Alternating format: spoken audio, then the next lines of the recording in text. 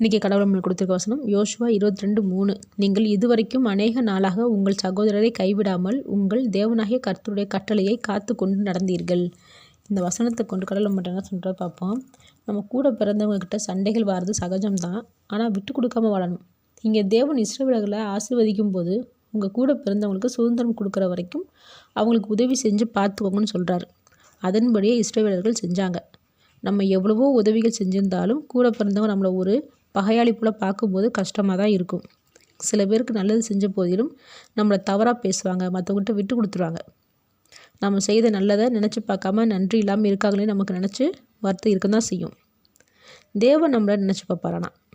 நம்ம ஒரு கஷ்டத்தில் இருக்கும்போது தேவன் நமக்கு சகோதரனாக இருந்து உதவி செய்வார். கூட பிறந்தவங்க நம்ம சபிச்சாலோ இல்லை ஒதுக்கி வச்சாலோ அதை அப்படியே தேவன் நமக்கும் திரும்ப தருவார். அதனால் தேவனுடைய கட்டளை நியாய தீர்ப்பு என்றைக்குமே ஒரே மாதிரி இருக்குன்றதை மனசில் வச்சுக்கிட்டு கூட பிறந்தவங்களோட அன்பாக இருக்கணும். ஆமேன்.